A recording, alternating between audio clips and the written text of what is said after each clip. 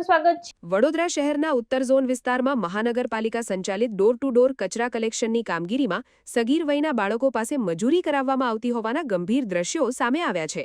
આ ઘટના પ્રકાશમાં આવતા સ્થાનિક સ્તરે ભારે રોષ જોવા મળી રહ્યો છે। સામાજિક કાર્યકર કમલેશ પરમારે આ મામલે મ્યુનિસિપલ કમિશનરનું ધ્યાન દોરી માનવતાના ધોરણે તાત્કાલિક કડક કાયદાકીય કાર્યવાહી કરવાની રજૂઆત કરી છે। તેમણે જવાબદાર કોન્ટ્રાક્ટરને બ્લેકલિસ્ટ કરવા અને સંડોવાયેલા અધિકારીઓને સસ્પેન્ડ કરી દાખલો બેસાડવાની માંગ ઉઠાવી છે।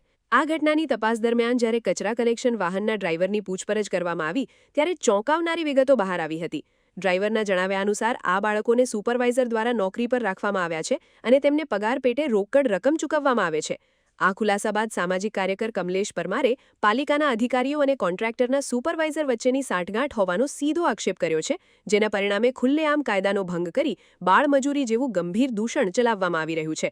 આ મામલે તંત્રની નિષ્ક્રિયતા સામે સવાલો ઊભા થયા છે।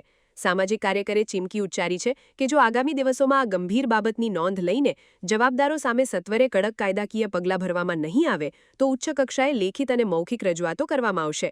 બાળ અધિકારોના સ્પષ્ટ ઉલ્લંઘનના આ કિસ્સામાં હવે વડોદરા મહાનગરપાલિકા કેવા પગલાં લે છે તે જોવું મહત્વપૂર્ણ બની રહેશે। વડોદરા શહેરમાં આવેલ જે ઉત્તર ઝોન વિસ્તારમાં જે ડોર ટુ ડોર કચરા કલેક્શનની ગાડીઓ ચાલી રહી છે, આ ગાડીઓની અંદર બાળ મજૂરી કરવામાં આવેલી છે। એટલે ક્યાંક ને ક્યાંક વડોદરા શહેર સંસ્કારી નગરીમાં આ લાંછનરૂપ જે કિસ્સો છે એ સામે આવ્યો છે।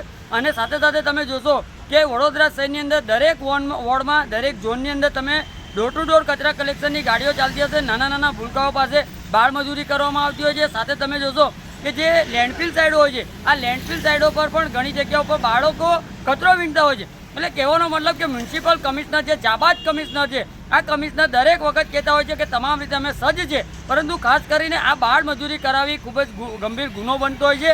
અને જ્યારે બાળ મજૂરી અટકાવવા માટે ગુજરાત રાજ્ય સરકાર તમામ રીતના પ્રયત્ન કરતી હોય છે, ત્યારે વડોદરા મહાનગરપાલિકાની અંદર આ રીતની કામગીરી થતી હોય ખૂબ જ ગંભીર બાબત હોય।